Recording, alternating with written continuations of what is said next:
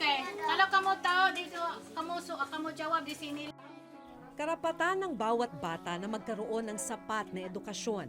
Pergi sekolah, tapi masalahnya tiada makeup, tiada menjama apa semua, tiada pas. Pandai sudah tambah. Karapatan ng bawat bata na magkaroon ng pagkakakilanlan. Ano sa tingin mo sa sarili mo? Filipin. Pero paano kung tila ipinagkakait ang mga ito sa kanila? Sebab saya takut kena tangkap oleh polis. Macam mana jaga siapa yang jaga adik saya? Sa isang kabundukan sa Sabah, patago kung mag-aral ang ilang kabataang tinatawag na stateless. Mga walang dokumento pero itinuturing ng tahanan ang Sabah. It breaks your heart to see them like this. Because I want to help them, but I cannot do much.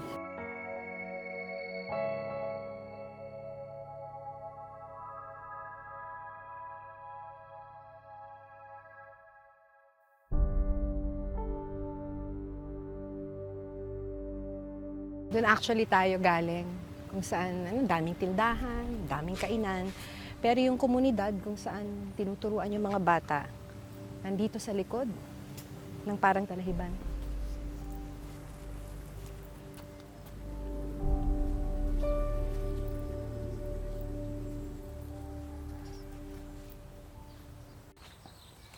Doon.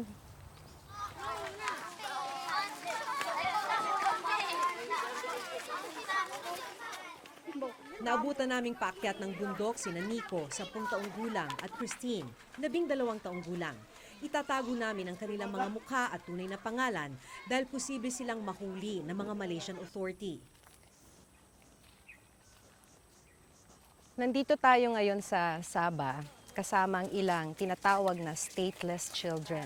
Stateless dahil wala silang birth certificate sa Pilipinas, wala rin silang papeles dito sa Malaysia. Papunta yung mga kasama nating mga bata sa isang makeshift classroom. At kung mapapansin ninyo, medyo nasa isang liblib na lugar tayo. Liblib dahil sila mismo nagtatago sila mula sa otoridad dahil sa takot na kapag sila'y mahuli, madedetain sila at ide-deport.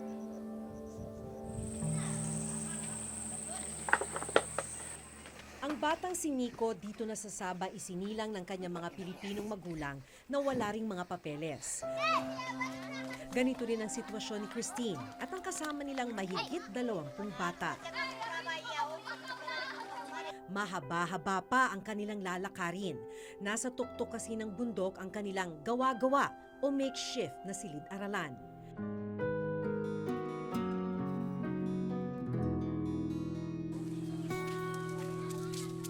Bukod sa maputik, may mga matatarik na bahagi ng bundok ang kailangan nilang daanan.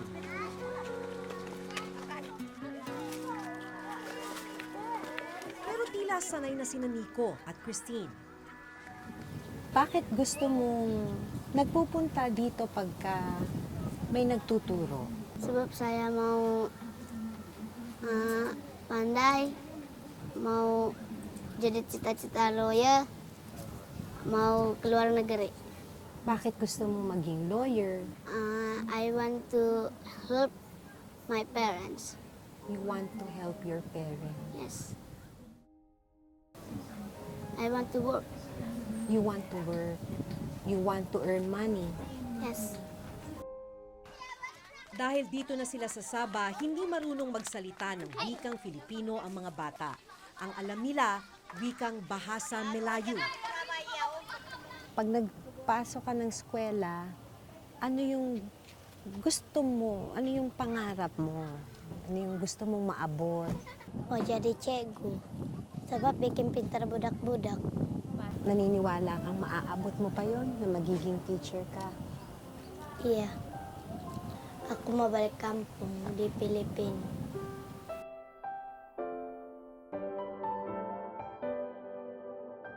Matapos ang halos isang oras,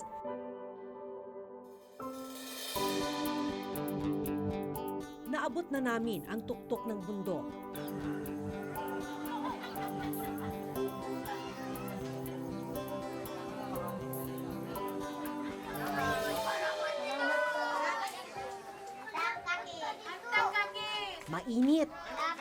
Walang mga upuan at mesa.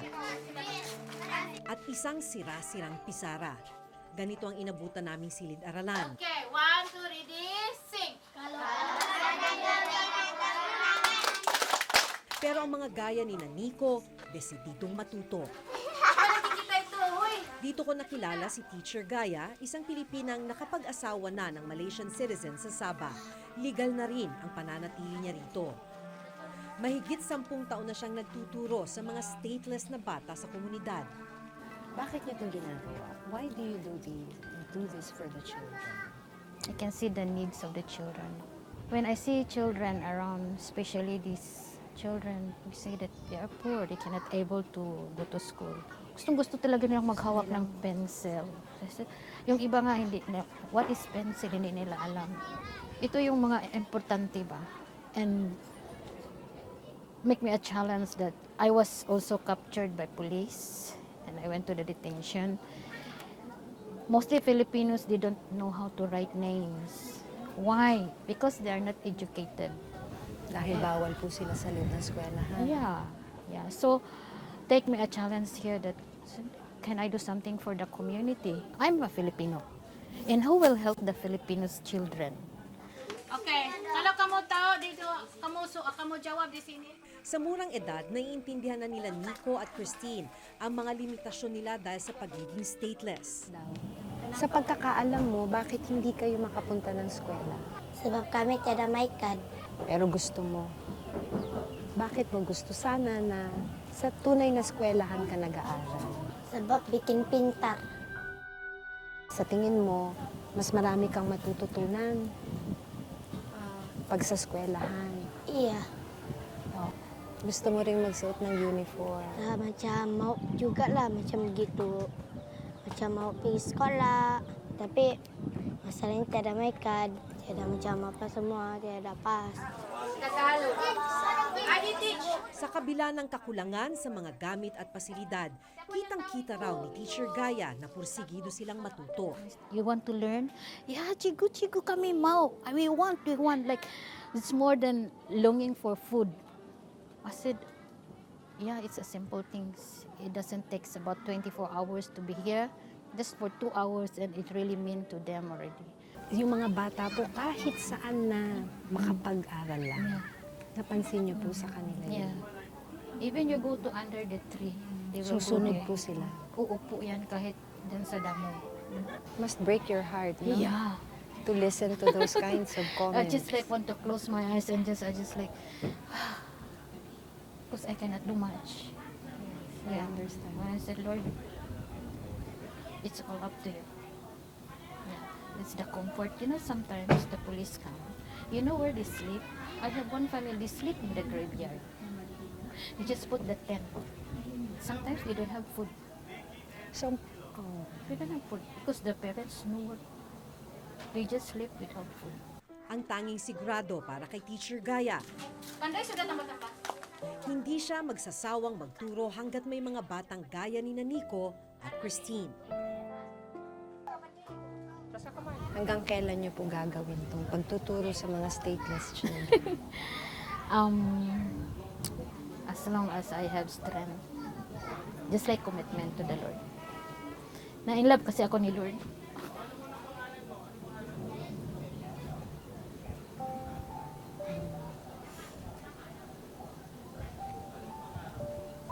But it breaks your heart to see them like this. Because I want to help them, but I cannot do much. But I'm still praying that our government can do something. Marunong na ba kayong magtagalog kahit konti? Opo. Opo. Ano to? Ilan to? 5. 5. Siyam. Ano pa yung mga gusto mo kasing matutunan? Kaya gusto mong magpunta sa tunay na eskwelahan? Oh, belajar bahasa Inggeris. Jadi pandailah yang itu je.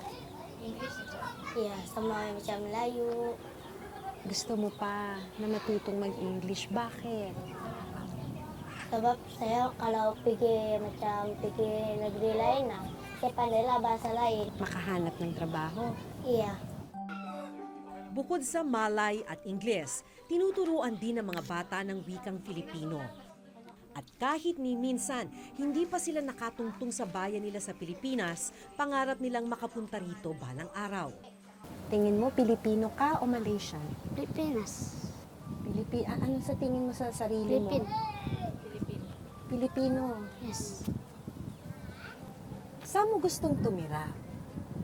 Dito o sa Pilipinas? I want to. Dalawa.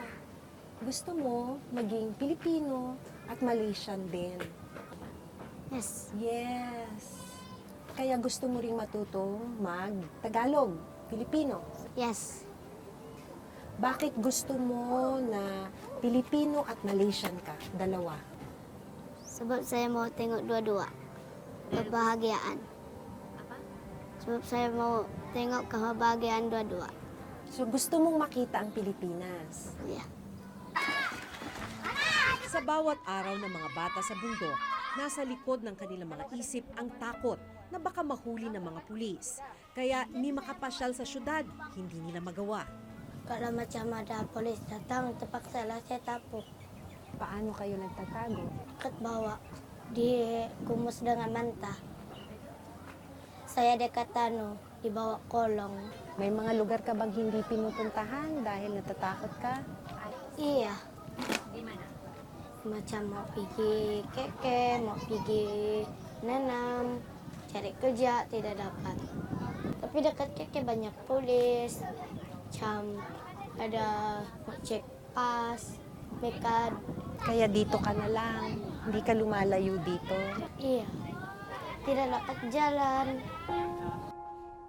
Ang ikinatatakot ni Nico at Christine, naranasan ng 10 taong gulang na si Adam.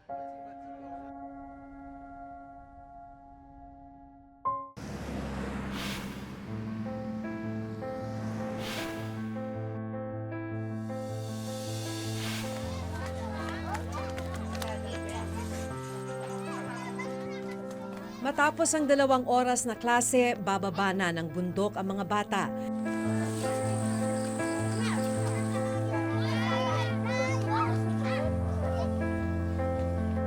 Kabilang sina Nico at Christine.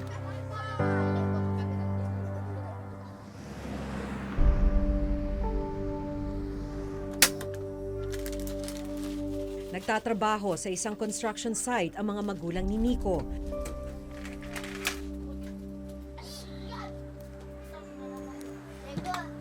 Kaya siya ang nag-aalaga sa kanyang mga kapatid pagkatapos ng klase.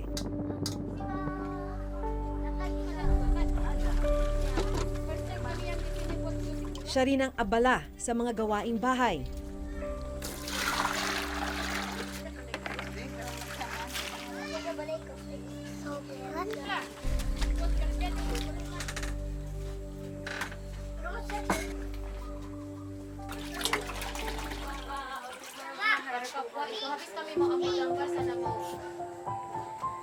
Pagkatapos alagaan ng mga kapatid, ballpen at isang lumang notebook naman ang kanyang haharapin.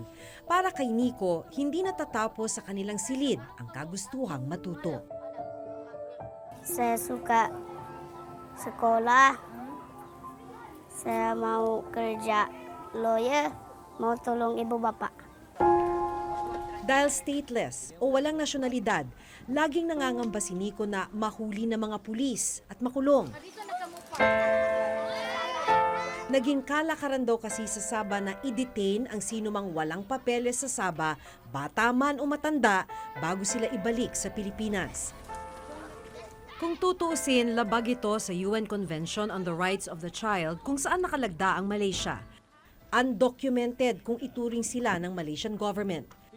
Malungkot na katotohanan kahit na itinuring na nilang tahanan ng Sabah. Saya mau macam orang lain, boleh keluar, tiada ketakutan. Saya tiada pas macam orang lain, sebab saya mau jadi macam orang lain. Hiling ni Nico mabigyan silang mga bata ng dokumento o kung tawagin nila ay pass para makapanatili rito sa Sabah ng legal.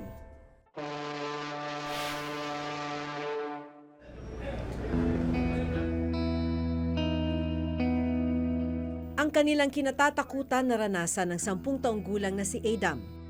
Nakulong siya sa Sabah at na-deport sa Pilipinas kasama ang kanyang ama na si Labsan, 38 taong gulang. Naabutan namin ang mag-ama nang ma-deport sila sa Zamboanga City noong November ng nakaraang taon. Mahirap talaga, pati yung pagkain sa kulungan. Ang konti na lang pinagkain kasi ano-ano naman ang pinakain. Kahit yung tubig, madumi naman. Ilang buwan kayo doon? 4 na buwan. Minsan kamali ka lang, kahit hindi pa. Binubugbog na lang talaga. Matapos ang kalbaryong dinanas ni na Adam, bumalik sila sa Pilipinas para muling makapagsimula. Hanggang ngayon may claim ang Pilipinas na bahagi ng teritoryo nito ang Sabah. Dahil pinaninindigan ng gobyerno natin na atin ang Sabah, hindi nagtatayo ang Pilipinas ng embahada o konsulado sa pulong ito. Kaya para sa mga Pilipinong nakararanas ng problema sa Sabah, kailangan pa nilang dumulog sa Kuala Lumpur. Of course, hindi natin iiwan yung claim natin doon. However, meron tayong mga certain operations which are very legal, very respectful of the Malaysian government, where we try to help our Filipinos there by consular missions, health missions, or schools that we put up there, or learning centers to help our Filipinos. Para sa isang international law expert, hindi raw sapat ang mga ginagawa ng gobyerno para lubusang matugunan ang mga problema ng mga Pilipino sa Sabah, lalo na ng mga stateless na kabataan dito. Malaki talaga yung kakulangan ng ginagawa ng ating pamahalaan dito sa issue na to. No? Ngayon, kung seryoso sila na hindi nila i-give up yung claim na yon, no? Dapat kahit kaunti man lang, ay mayroon silang efforts, mayroong pondong inilalaan para siguraduhin na yung status ng ating mga kapatid doon ay hindi nanganganib, no?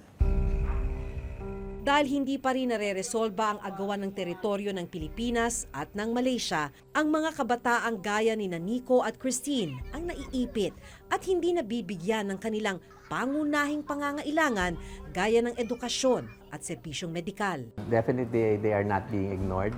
We have them in mind. That is why the Department of Foreign Affairs through the Philippine Embassy in Kuala Lumpur is fully engaged in making sure that their needs are met. Katulong ng Department of Foreign Affairs ang Department of Education para matugunan ang pangangailangan ng mga kabataan sa edukasyon sa Sabah. Sa tala ng DFA at DepEd, nasa 30,000 ang stateless children sa bansa.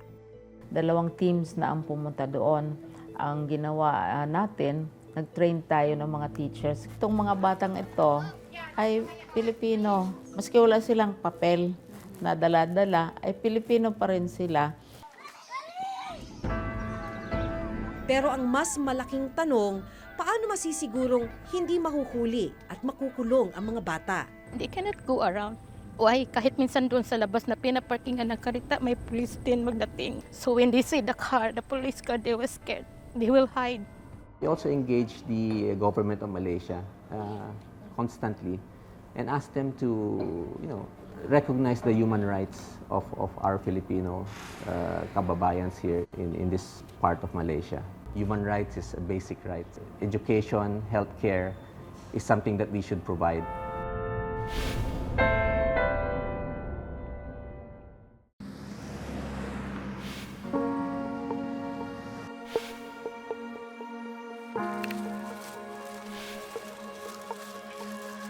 Habang hindi pa nare-resolba ang issue sa claim ng Pilipinas sa Sabah, isang agarang tulong ang isinagawa namin katulong ang ilang Filipino volunteers na nakatira na sa Sabah. Ilang kababayan natin ang nagbigay ng mga bagong gamit sa eskwela at mga upuan para sa mga bata.